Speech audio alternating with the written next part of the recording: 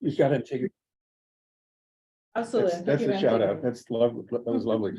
Well, thank you, Jamie, so much from the heart for sponsoring this talk. Thank you, Physical Bodies, for being in the room. Thank you, everybody, for being here online from very far away places. I know I recognize one person's in Calcutta at the moment, so that's a nice geographical range. So let me just answer the question: can we still teach the beats? That's a kind of a public publicity campaign title. Yes, but okay. So that the answer, there's the answer, and the question is, what are the constraints about being able to teach the beats? But how does the beat discourse actually interact with those constraints in some kind of productive way? The title itself, the lecture title itself, is a shout out to Carla Harriman, who in the same volume in which this essay is collected, wrote an essay called Why I Can No Longer Teach Kathy Acker. It's a very different kind of essay. The editors thought, in fact, she had achieved a kind of beat essay, but she also is considering the problems of teaching a transgressive writer like Kathy Acker in the contemporary classroom. So I also wanted a shout out to Eric Mortensen, actually, who was my first advisee at Wayne State University. He's gone on to write 3 monographs and an edited volume, and has established himself as one of the revisionist interpreters of the beats. This essay, in fact, is collected in a volume that is out this month called The Beats and the Academy, from Clemson University Press, and I think you're going to have to get your library to get it. It's $104 in paper, but that's still, it's great to have it out. So one thing I want to point to really is a continuous dialogue that I've had with Eric around beat writing since the time we worked together in the early aughts on his dissertation topic. So I'd like to invite you to click on the link in the chat to the handout. And I wanted to just say a few things about the materials in the chat, and I'll refer back to them as in the handout, refer back to them as the talk progresses. So I'm thinking that this audience is going to be comprised of a number of different kinds of people: people with poetry backgrounds, people in the academy who are coming out of science and STEM, and people with interests in teaching and pedagogy, literary historians interested in the historical period, people in theory people. So I wanted to put up a couple of just visual images that help define the range of texts and the discourses and the culture of the period that I'm working in. So on the first page of the handout, you'll see an image of the New American Poetry and New Poets of England and America. And I'll develop the way in which these two anthologies sort of dichotomize the literary field around 1960 between what we would generally think of as academic or proto-workshop poets and New Poets of England and America, and then the countercultural poetics of the New American Poetry. And the fact that there are these two different trends in the Cold War period is one of the things I'm exploring here. And I'm particularly reading it in relationship to the idea of a closed or an open system. So when I get into systems theory and cybernetics, there's an analogy to the whole idea of open verse forms as opposed to closed verse forms. So the New Poets of England and America represented the closed, and the New Americans represented the open. The publication history of the beats in that period is very different. The New Americans wanted to anthologize. They wanted to show they were very high-toned intellectual movement. The beats were demotic, vernacular, popular. And some of the early publications are imaged there. A casebook on the beat by my Berkeley professor, Thomas Parkinson. And then The Holy Barbarians, a book I read in high school, which taught you how to be a beat and how to sit and listen in a poetry reading and so forth. The next page basically is a kind of a publication history that shows the kind of popular paperback forms that the beats were published in. Kerouac's On the Road. A little bit later, William S. Burroughs' Dead Fingers Talk in a British edition. But also very important are the two editions by Grove Press and the Evergreen Review. And this would be McClure and Candell, the two authors I'm focusing on. This was a countercultural publishing project that Lauren Glass has written an entire book on called Countercultural Colophon. And it really is a very interesting moment of discursive formation where the beats and liberationist discourse and sexual liberationist discourse and post-colonial discourse are all coming together in an agenda that was really fueling the 60s. When we get to the third page, there's a page spread from the two anthologies, and one illustrating open form and the other closed form. So I'll be referring to that. The fourth page is a screen capture of Charles Olson reading, and then we start to get into the McClure material, and I'll talk you through that when we go through. So I just wanted to establish a little bit of a visual record or a material record of this dichotomous relationship between open form and closed form, and that's gonna run throughout the entire talk. So here we go.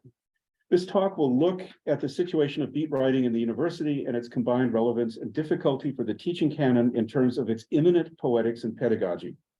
I take poetics to be a discourse of the making of the work in its condition of possibility. It is a form of writing that provides a blueprint for how the work is made, but also how to read it, how its meaning may unfold. Poetics may take the form of a separate instance of writing, a preface or explanatory essay that supplements the work. At the same time, a poetics may be described or enacted in the work itself as a set of instructions to the reader on how the work may be interpreted or enacted.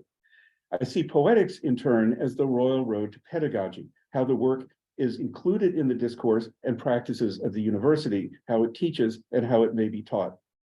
In expanding on the uses of teaching the beats in the university, I want to consider how their work is exemplary, not only as lifestyle or conduct, but in its embedded instructions toward larger goals. Poetics is the name of that exemplarity to be unpacked and elucidated in pedagogy. In turn, the current situation of pedagogy in the university may be addressed from the perspective of poetics as a discourse of creative practice, not necessarily confined within disciplinary orders, that offers a critical account of the possibility of open forms. In the literal forms of their work, the beats presented proto-poetics that defined and articulated their aims.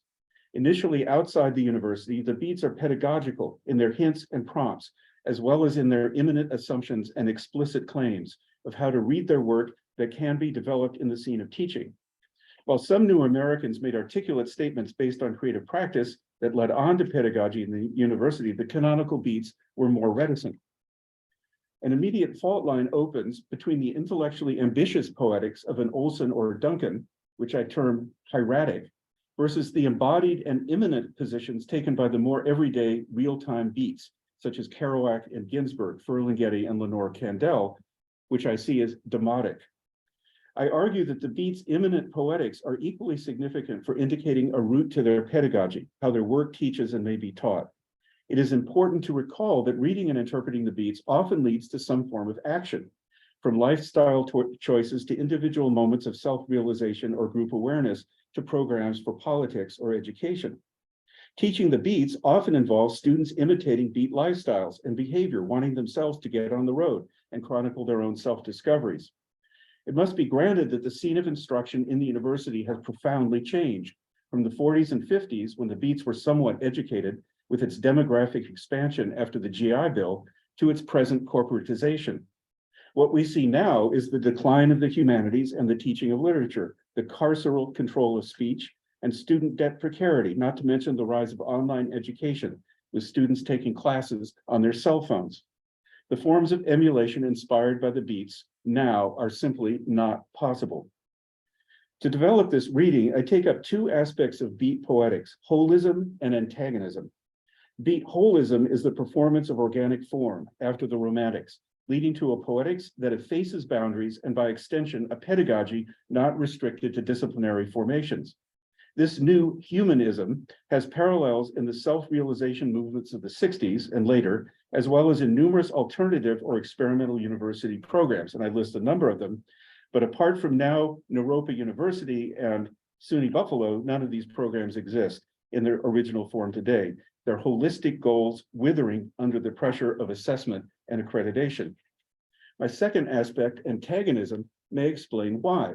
In foregrounding the unspeakable visions of the individual in terms that may not be easily assimilated into mainstream discourse, the word fuck in Michael McClure's essay, or the refusal of any safe space for poetry in Lenore Candel's, beat writing takes positions that assert the romantic genius and its refusal of absorption in figures like Gregory Corso or William S. Burroughs or Bob Kaufman.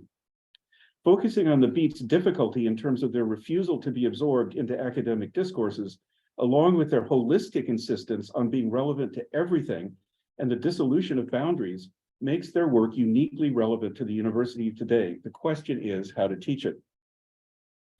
In what follows, I frame my discussion of the beats, poetics, and pedagogy in terms of the larger aesthetics of open form, then continue with a specific example of the poetry of McClure and Candel. In McClure's work, open form is enacted as a poetics of expanded consciousness, sexual liberation, and ecological poetics, each of which combining elements of holism and antagonism. In the concluding section, I narrate a recent experience of teaching difficult texts in a seminar at Wayne State University, in which the beats made a brief appearance within theoretical frameworks such as Freud's Beyond the Pleasure Principle and Herbert Marcuse's Eros and Civilization, but also the real-time politics of Occupy, Black Lives Matter, and Me Too. Teaching the beats as a present example leads not to the open road, but to questions of speech, gender politics, trigger warnings, and safe space that are central to the university politics at our current precarious moment. So, section 2, the genealogy of open form. It has been argued by Eric Mortensen that a focus on the present is the defining characteristic of beat and more broadly New American poetics. Beat presentism, however, is an instance of a historical present conveying formal ideas, privileged content, and aesthetic and ethical values that address its post-1945 American context. The literary history of this period is witnessing a turn toward specificity that makes beat presentism ever more of a historical phenomenon. One critic, Lauren Glass, finds beat presentism to have emerged and found its audience through the medium of alternative publishing, as you've seen in the handout, whose aims include democratization and anti-authoritarianism, civil rights and post-colonial liberation, and experiments with drugs and sexual politics. Another critic, Lillian Chatis, using the framework of aesthetics theory, describes the making of the New American poetry, including the beats, as a process of differentiation and struggle to achieve new literary values as a cultural logic of the avant-garde. She focuses on what Pierre Bourdieu terms nomenclature, specific terms of value that are produced in this process, in a larger sense, structuring structures of habitus that are the sites of meaning-making and value. These value terms include the names of the movements themselves, Beat and New American, each of which can be unpacked into a series of subordinate values they assume.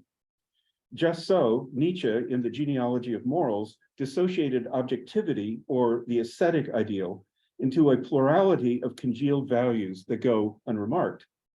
For most beats and New Americans, such terms of art would include new, experimental, open, spontaneous, embodied, and whole, each constructed in terms on the basis of subordinate values, and each reflected and reinforced through poetic practice.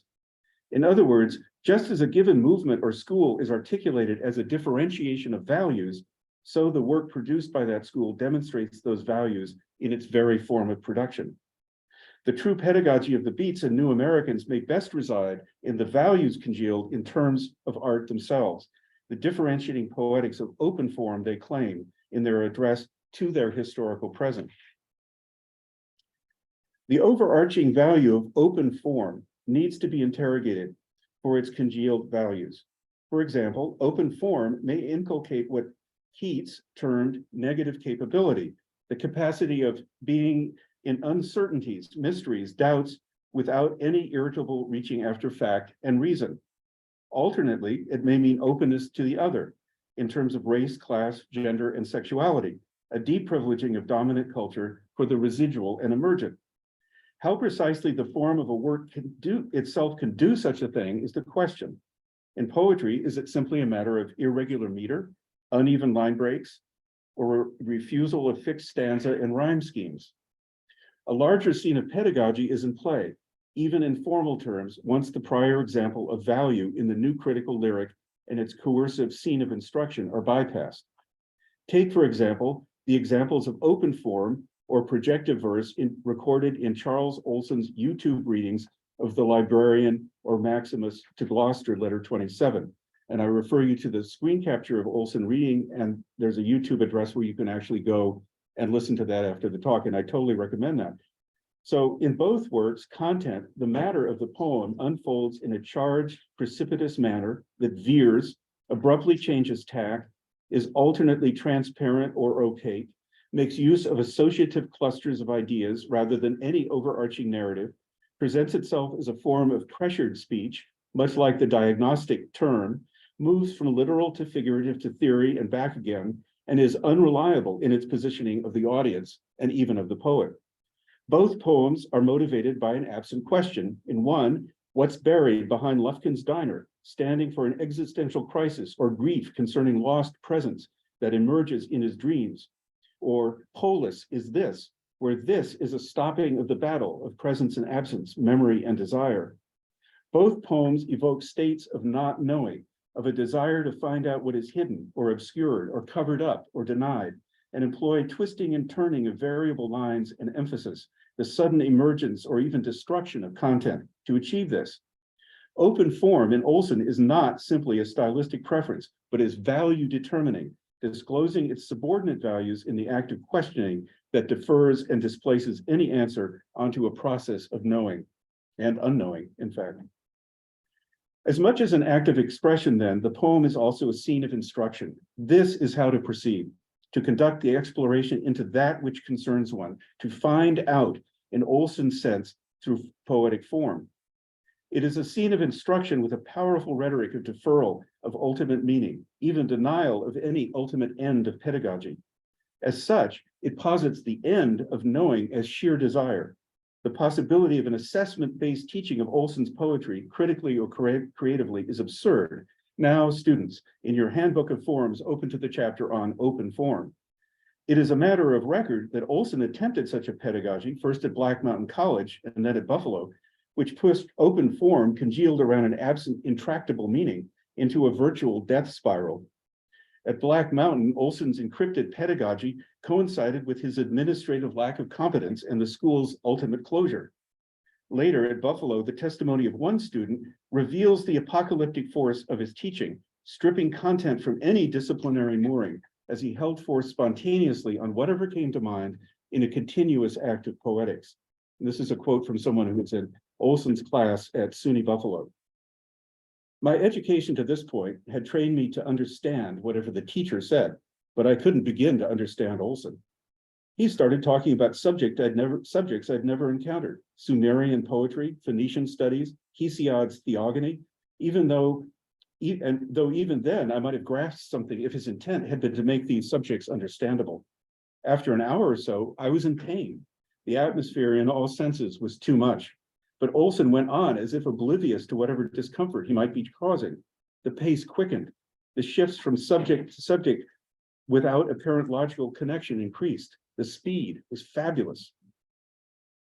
Olson's teaching, to the point of causing pain, goes far beyond the poetics of open form in its merely descriptive sense. I see such a scene of instruction as a kind of ground zero of poetics. I mean, not necessarily a good place. Quote, a desire for knowledge in the destruction of knowledge, where, quote, the poet critic attacks rigid structures in a play of language that insists on the primacy of the author over the institution that had opened its gates to him. In so doing, he suspends boundaries between texts, disciplines, and concepts in order to create a space for group identity that at the same time intensely individuates its members. One payoff of Olson's poetics is thus institutional and discursive. While this scene without question cannot be enacted in the classroom today, assessment meters would go haywire and pre-existing traumas might be triggered by Olson's masculinism and in-your-face embodied authority. It opens a discussion of poetics as an anti-disciplinary strategy in its breaking of boundaries and improvisatory form. Moving from the positivity of open form, then, I want to access two subordinate values on their own terms: holism and antagonism. In the above example of teaching style, drawing directly from the instructions encoded in his poetry, Olson practices a holism addressed to a totality of meaning where all things connect to all things that may be entered at any particular point of fragmentation. But in so doing, he also creates a condition of antagonism where the listener's student is challenged to keep up or fail. With the ecstatic horizon Olson invokes, with that horizon, or to remain outside it, to separate between the us of inspired community and the them of fallen discourse. Olson's form of antagonism is thus a form of fantasy of participation in a totalizing common project, as it is also evidence of profound hostility toward normative frameworks and the institutions that uphold them. In turn, open form is not a neutral stylistic marker, but a pitched rhetoric of transformation. As Olson put it in poetic form, quote, I compel Gloucester to yield, to change. Polis is this. The benefit for pedagogy is the imminent critique of American democracy in Olson's open form, which must be read with the insistence that what does not change is the will to change. The question of how open form teaches and may be taught returns in a new framework.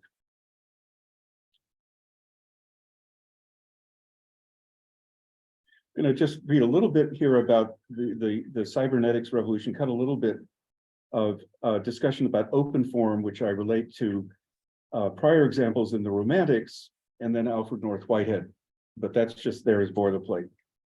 The intellectual history of high New American thinking of the whole, as enacted in Beat Poetics, intersects with a broader movement in post-1945 culture from information theory and the cybernetic revolution to the virtual holism we now experience in digital media. In How We Became Post-Human, Catherine Hales narrates the turn from bit-driven binary information theory to questions of linguistic, networked, and environmental scales of meaning in the high conversations of the Macy conferences, which took place from 1943 to 1954. These early think tanks thought to combine perspectives of information theory, neural processing, binary code computing, structural functional biology, and social theory in a Cold War framework. The conversations begin with a consensus on the development of cybernetics as homeostatic, a form of regulation by feedback loops between machine and environment. The increasing focus on the nature of feedback, however, led to an emphasis on the reflexivity of the observer of the homeostatic system, understood as, quote, the movement whereby that which has been used to generate a system is made through a changed perspective to become part of the system it generates. In what Hales terms the third wave of cybernetics, the stress on the role of the observer will develop into Umberto Maturana and Francisco Varela's concept of the autopoiesis of organisms, seen as self-evolving life forms independent of their environments, and finally toward the social systems theory of Niklas Luhmann, in which the second-order observer, seemingly outside of the system, is part of it.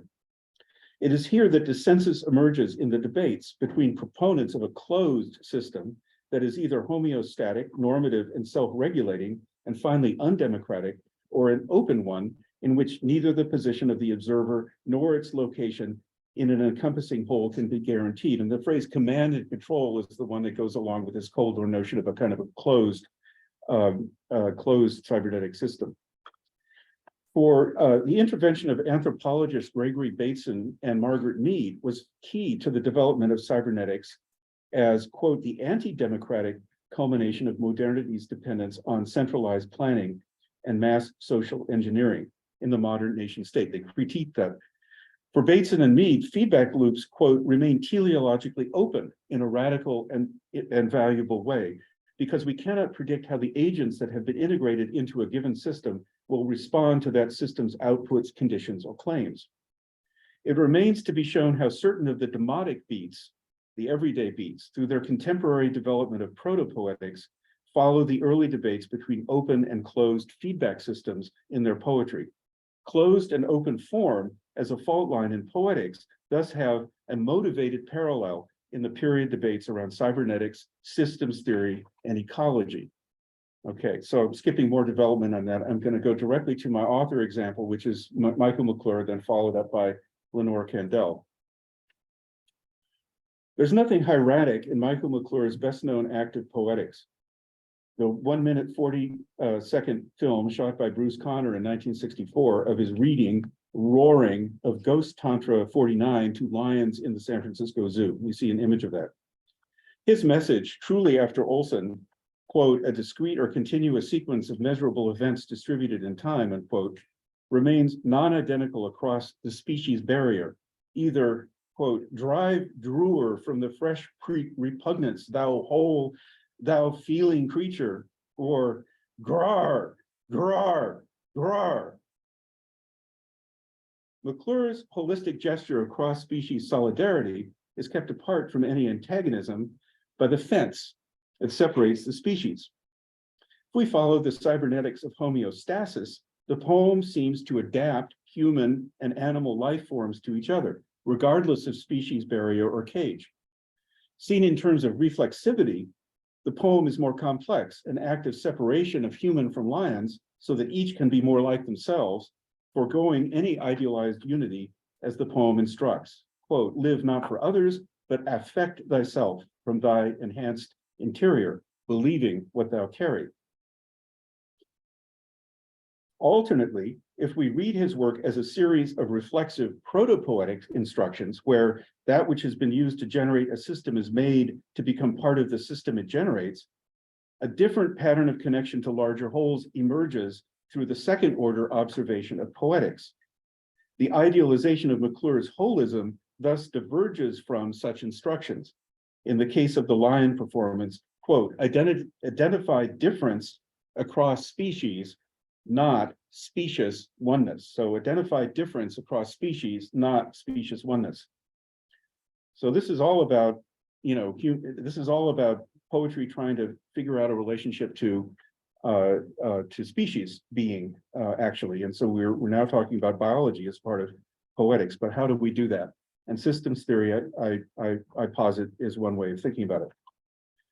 In McClure's early poems, a poetics and reflexive process emerges from the act of writing that anticipates and qualifies the kind of holism he will later claim for it.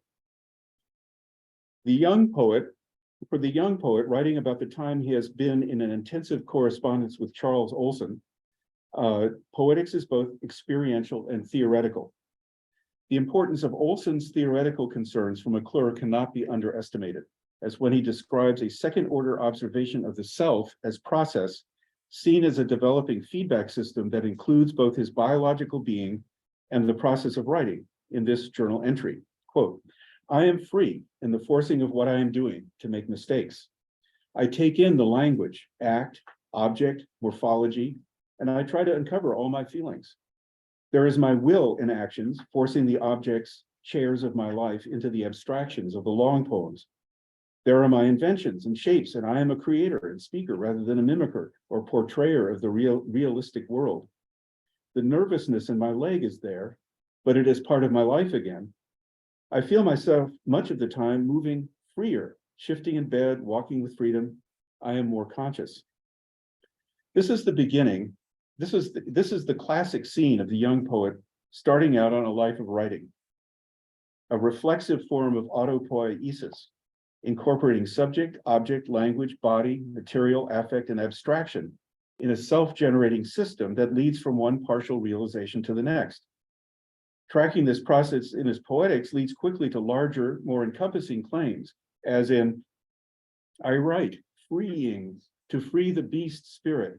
Intellect, if separated, is, if possible, for what existence it has, is a means towards aiding the felt, the field, through typewriter. I do not see with my senses, but with forms and preconceptions through custom. I will kick in the walls and make destruction of those things. In the poetry, however, what is readable is first a second-order description of itself as result, as process. So here you can go to the first of the McClure screen captures on the last, next to last page in the handout. So I've actually done a screenshot of those, and this is the one that starts, yes, yes, yes. Yes, yes, yes, yes, yes. This is the chair. This is the table. This is the air I breathe, but I am not here. I know I am within, and all outward are acts. I move from my skin grasping out in desire, or my will moves me to this, and I fail. There are webs about my feeling and clouds about my touch, and I am out upon all I see, and nothing can return me. There is nothing to know. I know all from my blackness. All that I see is real, all that I touch. I am here within and know it. My skin is the cliff of my being, and I have fallen from it. Love will not help, and not simply truth. This is the edge of my being, and I peer from it. I have returned to the souls, stomach and brain, and all. And this is for Artaud, Antonin Artaud. In channeling the mad former surrealist Antonin Artaud, McClure saw, quote, a breakthrough incarnate, a way into the open field of poetry and into the open shape of thought and into the physicality of thought that helped counter the objectism and post-symbolism of dominant poetics. How this appears in the poem is as a formless form or shape that refers to embodiment as well as to its limit, a writing that is, quote, the edge of my being, and I peer from it, but by no means an identity between poetry, thought, or physicality, in that knowing all and seeing nothing coincide. Read as homeostatic, the poem could be seen as a direct recording of states of being adapting to changes in the environment, either internal or external. But as a poetics of reflexivity, the poem creates a second-order discourse on states of being, either internal or external, as accessed in the language of the poem, which ranges from sensory and immediate to abstract and theoretical. Rather than any monism of Whiteheadian prehension or Deleuzian immanence, the poem modifies and qualifies its context, all, and being non-identical to it as language. McClure's oft-stated holism of oneness and energy flow, every life is part of the total surge of life that feeds itself as it expands in size and complexity, is a more complex proposition when the reflexivity of writing is taken into account. McClure's poetics are realized in the poem as a set of instructions, a processing of the discontinuous seductions of the all that leads the sequence of poems from one to the next. The poem, in other words, is anything but expressive. Its poetics are drawn toward the whole only as an outer limit.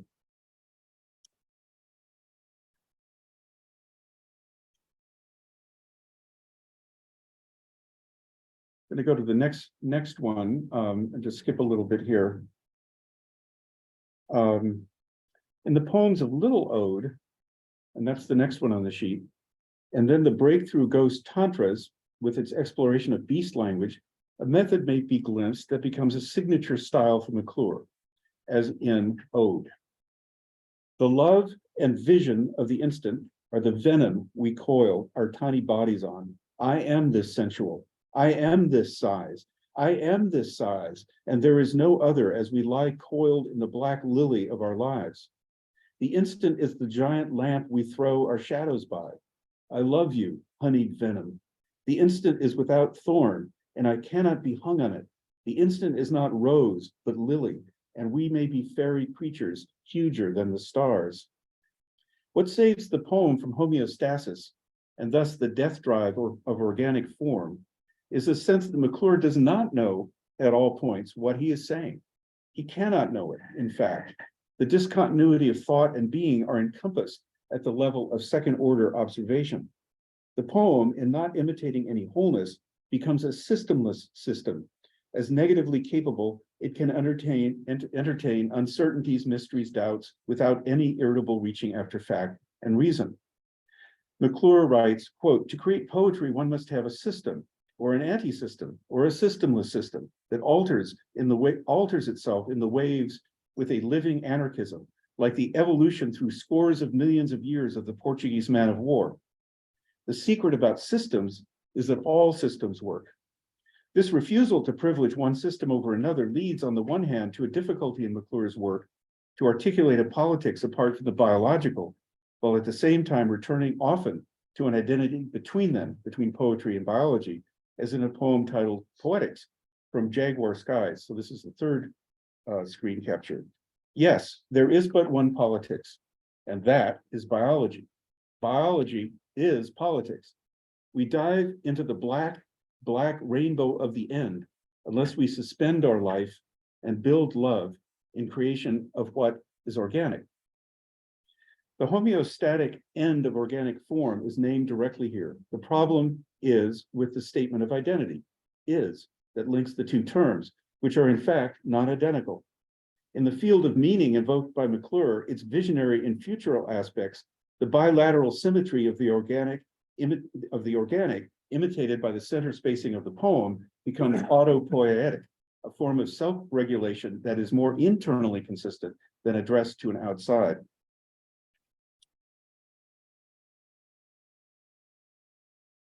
So I take up a little bit of a kind of Jonathan Skinner's reading of McClure, but I want to move quickly to contesting that. And so I'm just going to refer to something that I'm not developing here, an alternate reading. So bracketing the monism of this position, a notion that McClure's poetry is a kind of flow that is parallel to and also participates in the flow of life and of biology. Bracketing the monism of this position, or its ultimately religious dimension, we may also question the literal equivalence of poetry with body or species or environment, which McClure declares in the poem above. Given the fact that poem is not identical to the body or species or environment, an alternate pathway from poetry to an externalized whole is suggested by Gregory Bateson, one of the two critics of the cybernetics debate that I mentioned earlier, in Mind and Nature from 1979.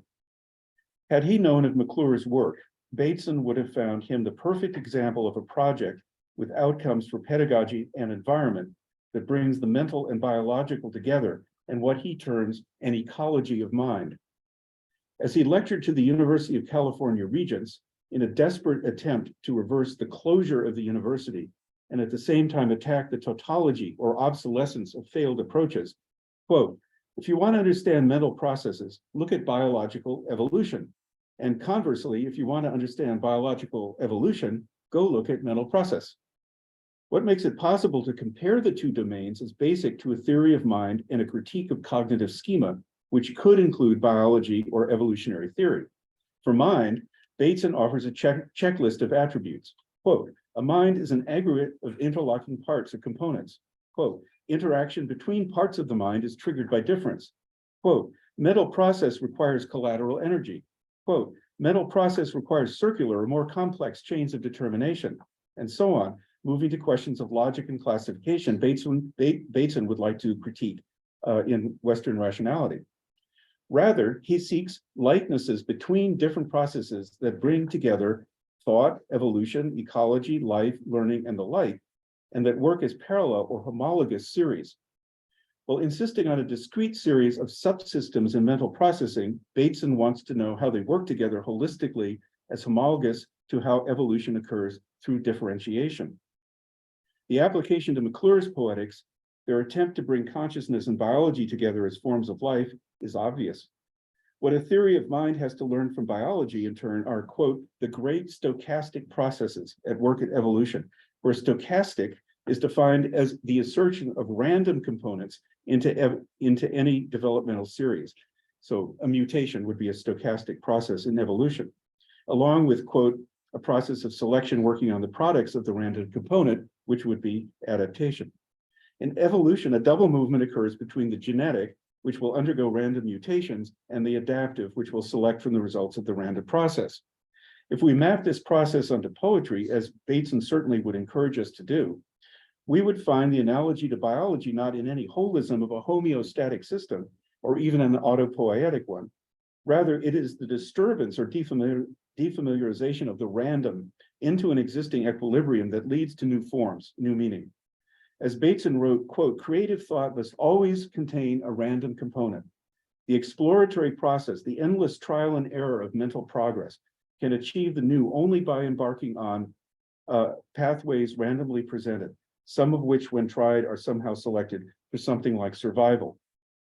In McClure's work, these random elements are located in his spontaneous process, where an arbitrary sequence of associations rather than any expressive intention lead not to finalized form, but to shape, in the bilateral symmetry of his poems. It is the non-identical relation of the known and the unknown within the provisional equilibrium that results that opens the way from one poem to the next. The unfolding of forms in McClure's work arises from an incompleteness that is necessary to integrate the stochastic or random element into new form, where the form becomes habitual as the holism becomes abstract or repetitive or homeostatic. One could argue then that what begins in McClure's work is arbitrary and not yet known in a feedback loop itself toward a universal sameness. One could find a universal sameness where holism takes precedence over any innovative shock or randomness, especially in the later work. So that's a critique of how McClure begins with a kind of stochastic process of integrating these unlike elements into this evolving poetics, but in the end becomes kind of homeostatic and keeps on doing his signature move. And it really does kind of describe something about McClure's work. It kind of runs out of steam, actually, as it keeps on doing the same thing. Well, we're getting to the end of the time. How restrictive are you about going over the hour? Over by a little bit. Over by a little bit, okay.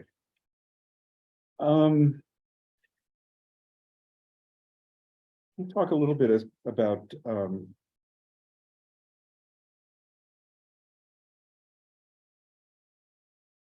talk about sexuality and then I'll conclude. So I'm thinking that for McClure, sexuality does become, in relation to biology, actually one of the great examples of the stochastic, about the unanticipatable. So there is no better site for the pedagogical split in McClure's work between emulation and questioning than in his invocation of the erotic and sexuality. Moving from the self-staging dark night of the soul of his early work through what he names the agony of depression and psychedelics, McClure channels eroticism and sexuality as another aspect of the process of becoming, a form of species behavior at the intersection between holism and antagonism. This is the fourth quote. Oh Christ, oh God, oh fucking shit, oh shit-shaped pain of love. Oh, unpulsing pressure outward against my ribs and stomach, against the soft muscle and bone, showing how weak I am, that I lose myself before it, relenting and weak, speechless, to roll in juicy eros, to turn in roiling merry flesh. Bless me, for what I feel is weakness, and it swells in me, turning to weakness, becoming huge. Love devouring love and swelling, unfelt, huge, and pours or seeps out finally. I who am blessed am unblessed. Oh, oh, oh, lovely woman. McClure's self-making and denying agony and eroticism are set off by all caps existential ejaculations meant to be both debasing and purifying, parallel to the act of love itself. As an emphatic, written, even graphic gesture, the poem puts these acts of debasement and eros in the reader's face, seen as liberating for both. As published in a new book, A Book of Torture, 1961, the poem is part of a continuous series of typographic bombardments in which self-conscious drug visions strain after erotic intensity. For Lauren Glass, in Countercultural Colophon, what began with the 50s defense of difficult content in the trials of Howl, Lady Chatterley's Lover, or Tropic of Cancer, becomes by the 60s a signature style of Grove Press, part of a cultural agenda combining late modernism, liberationist politics, and sexual revolution. McClure's aesthetic mix provides a perfect example of this period style, as when he writes in a later preface, the fucks and shits and cunts are nothing but the usage of these words as mantras to open a flesh barricade and bring indigo lightning through the blood and nerve frontier. When I found these poems, I hoped that they would bring courage, by example, to those who are there or will be. Read in a period context as equally a politics and lifestyle, McClure's stance moves from holism to antagonism, against the straight world and its repression, but also, as we have seen, against the formal constraints of normative verse forms. As the key element of an emerging discourse of liberation, sexuality becomes the antagonistic kernel of capacious fantasy, of the ability to become all. Holism thus becomes interchangeable with antagonism, as in McClure's manifesto, the four-letter word in Phi Upsilon Kappa from 1962. Outside of our stable vision of ourselves and behind the walls in our spirits, is everything. What new virtues men could bring into being, what new virtues men could bring into being if there were no walls and inescapable visions? What if each vision were stepped through and through, and each image broken? No man could be denied a deep desire or kept from an honest word. Fuck. Sing fuck. Shout fuck. Say anything from deep within. McClure's proto-poetics, the prompting of visionary, embodied, and erotic states in his poetry, here becomes an explicit instruction. The essay, along with an essay on revolt, places his work in an aesthetic tradition, beginning with Blake and Rimbaud, that culminates in the countercultural 60s, defining its historical presentism. Revolts do not freeze, but continue as revolt. Revolt is easy, and not easy. It is not a gift, but health that can be given by no one. Desire is not mortal, but lives on forever. As literary as such a lineage may be, there is no mistaking its instruction for acting in the present.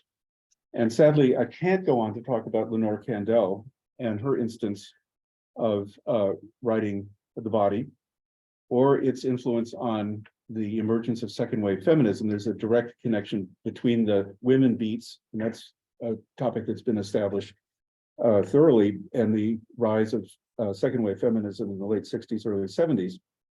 But then we go to the ways in which the discourse that I've just described, a kind of anti-disciplinary discourse, which is systemic and involves a kind of creativity of a knowledge production that's open in form, and was taken up, let's say, in institutions around the period of Gregory Bateson, intersects absolutely with the forms of normalization that the various and combined pressures of the university are bringing to the classroom. And so I could list any number of them. I could go to compliance, I could go to speech issues or triggering, or one after the other. These particular systemic factors are mutually informing and actually have a really interesting relationship, almost an obverse relationship, to the capaciousness of the kinds of work that the Beats did. And that's a poser that I'm going to leave at the end of this talk. The Beats were important for the university. They provided a way of thinking about what not knowing would be and what being educated would be. It's a self-motivated, self-reflexive process. And it's not just liberal education. It's something more democratic than just liberal values, right? We get to the 50 years later, 60, 70 years later. And what we see is, as the democratizing impulse of the post-1945 university morphs into different forms, I think there's still a preservation of a certain aspect of that deep notion of a self-motivated pedagogy. And that becomes a critical moment. You can use the Beats to critique as well as to educate from within the structures that we are now experiencing. So the question is, can you still teach the Beats? Yes, you can, as a counter discourse to the academy that actually is still latent or imminent within it. And so I think you can find that discourse, and I think you can actually use these artists as a way of elucidating it and making it understood and comprehensible. So that's my talk. Thank you. Thank you for your physical beings here in the room.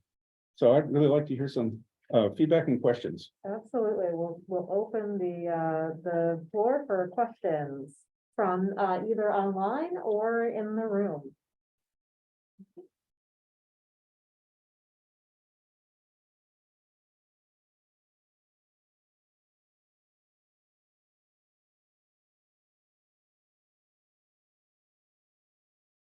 And there was a lot there to think through, so we'll give it a minute and see. Yeah, who'd like to ask a question? What about the barrage effect of those McClure poems? They're relentless, aren't they? Yeah. If you look at the page spreads and the way that this buildup, and so I think I imitated that in my talk, right? To some degree. To some degree. But yeah, but it's also supposed to be something you can go back to and fact check, But you're also right about his tiring out. I mean, because the more you read McClure, without the Mhm. performance, and he was an incredible performer. Yeah. Reading and reading and reading McClure just. It levels out, it becomes Levels out. homeostatic, it becomes and it's sort of an endless plane of discourse, endless plane of discourses. One, as Jameson liked to critique, Deleuze and Guattari, endless plane of immanence. And, I'm not D&G bashing, but I do think that the homeostatic is interesting when it's brought into relation to the reflexive and the stochastic. And there's these three terms of, the homeostatic, the reflexive, and the stochastic are really the linchpin of the discussion, open and closed. And what I would say I do in my pedagogy is stochastic. And so one of the things I try to do in teaching is bring together different kinds of materials that haven't been combined in exactly the same way. And so there's a stochastic element, not a random element, but actually almost an evolutionary or adaptive kind of question. And I guess with evolution, sometimes the adaptation doesn't take, right? You make mistakes. And that might be also an entailment of thinking in those terms. Maybe there isn't a fit between this and that leads to another comprehensible horizon. Well, it looks like we've got a question here online, so we'll go to Herman Rappaport. Herman, Hi, brilliant paper. thank you. I really like this paper. It's great. I'm wondering if you might want to talk about McClure and Artaud. I'm kind of interested in howling, screaming, howling, where the voice becomes this animal sort of voice. And as you know, Artaud uses all of this, really terrible language in his writings, but the writings kind of slip off into this kind of very visceral bodily growling, you might say. Yeah. So I just wonder if you can talk about that a bit. I think they're very different phenomena. McClure is inspired by Artaud. He picks up on him from Philip Lamantia and the Surrealists in San Francisco. That's a whole other topic, actually. And it's a kind of intellectualism of that, of the species, So when I look at the YouTube video of McClure and the lions, I think it's funny. He's not successfly transcending the species barrier. But what I really think he would be well advised not to do that. I think sadly about the people who studied the grizzly bears, and went up and tried to get very close to the grizzly bears, and you may have heard about them. But I think there's a really serious critique of how to think about biology and the organic that can be drawn from McClure's work. And I don't think it's becoming animal. I think it's actually understanding that other species are different, and you have to okay, so I have a dog and I'm trying to understand dog cognition, and I want to know more about what kind of cognitions dogs have. Catherine Hales has a very wonderful discussion about cognition, but she's not specific about the kinds of cognition that you could learn from, let's say, observing your dog. And I think there's a lot to be learned there. And I'm just getting going on this particular, this particular feedback system that I have with this particular other species, and that's the payoff for me. So I think there's a grand gesture of becoming animal in Artaud that's inspiring, and it goes down another road, really, and I'm not saying I'm just saying that McClure for me is not convincingly a beast. And what he is interested about is calling into question what species being is. I think that's what's interesting about him. Then you start to think in those terms. So I don't see a continuity between species. I see actually a distancing and a reflection, and then adding to knowledge. And that I would take that to an eco-poetics. Like, I don't want a holistic eco-poetics, right? I want an informed eco-poetics where I keep on knowing something more than I knew before. And that obviously is going to come out of a feedback system, but it's not going to be identical to it. Can I ask a question? Hey, Ron. Hi, Barry. That's a very interesting paper. Thank you so much. I'm wondering how you would read uh, field theory in Duncan or Olson in relation to this beat yearning for empiricism.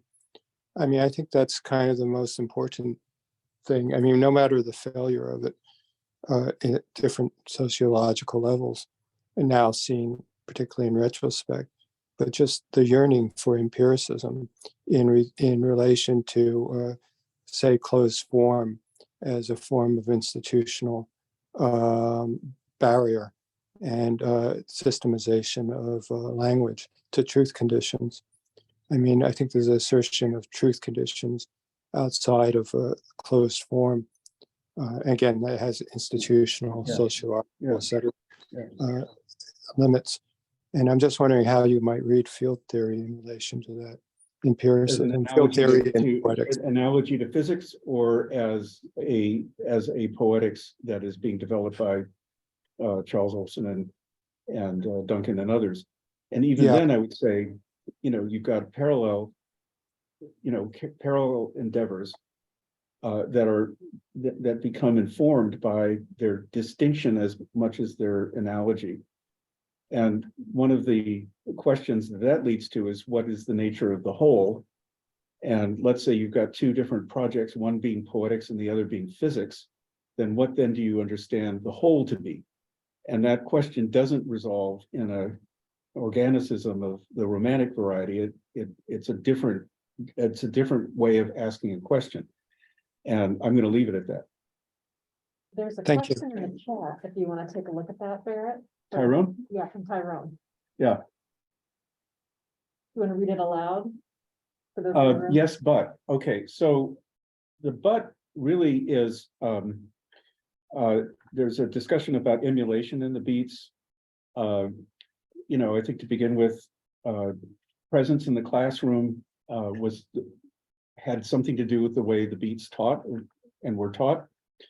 Anne Waldman said of poets at Naropa that students at Naropa should study how the poet holds her teacup. That was said of a friend.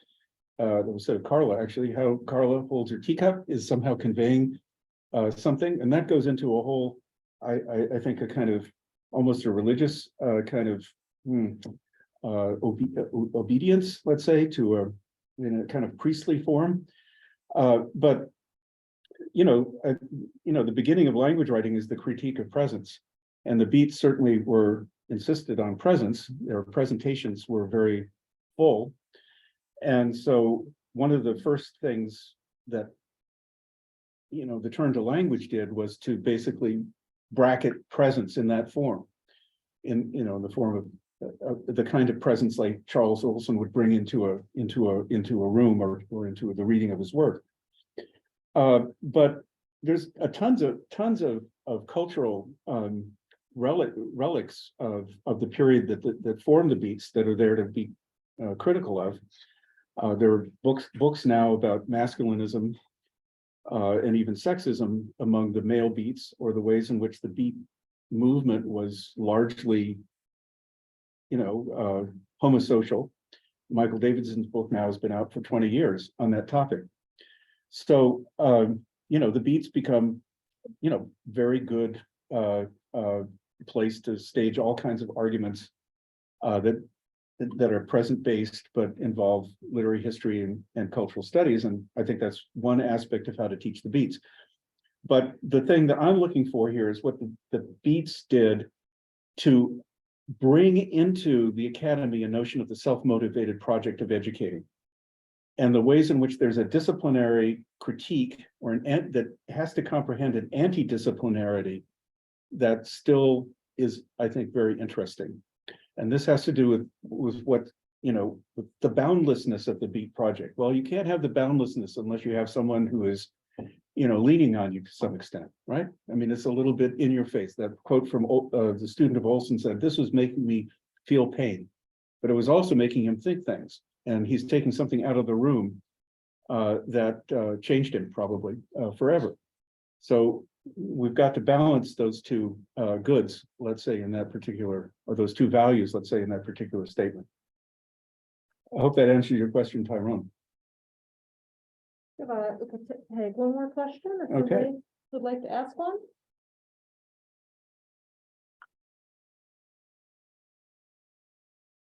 Oh, I'm happy to see so many people who I know from so many different contexts, you know, it's great. Oh, okay, this is from Question. Calcutta. I had to teach William S. Burroughs Naked Lunch some time back, and I had to refer to Susan Sontag's The Pornographic Imagination, where to fit the text into an academic lens of study and remove it from the text on psychedelic negation of an academic scrutiny. I somehow felt it ended up betraying Burroughs' critique of societal regulation. Yeah, I brought a copy of Naked Lunch with me, and I actually have it under the typewriter, under the, you know, this is Naked Lunch. I was even going to read one of the scenes that last time I taught Naked Lunch, I found disturbing. I was really disturbed by it, actually. These were a repetitive fantasy that is throughout Burroughs' work. And I was talking to Catherine Stark about it, about hanging as an erotic act. And I found myself to be somewhat repulsed by this in a very direct way. Like, I don't like that, William S. Burroughs, and I'm reading it and it's part of the text. You can't teach this text now without contextualizing it or critiquing it. I think Burroughs is up for quite a lot of negative critique. An anecdote I'll bring into this mix, however, is that when Thomas Parkinson taught the course where I read Naked Lunch in 1968 at Berkeley, I thought I was so in the mindset of the counterculture that I thought it was a work of realism. I seriously did. You know, everything in the text, the degree of mayhem, the degree of sexual transgression was surface. It had no other meaning. So there's been a real transposition of how one reads a text like Naked Lunch into the present. And it's obviously we're no longer reading it in that way. I remember as a high school student reading Howl, and I had no idea what the sexuality in Howl was actually. And yet I thought it was incredibly inspiring at the age of 16 to read, you know, the first lines of Howl. And that's what got me on the track and down to Berkeley. So, All right. all right. Well, with that, I'd like to thank our speaker one more time and give him one last round of applause. Well, thank you everyone for coming. I really great to see you. Great. So I'd like to read the chats before because you can't cut and paste that, right? Go ahead and stop the recording, Sonia. You can start.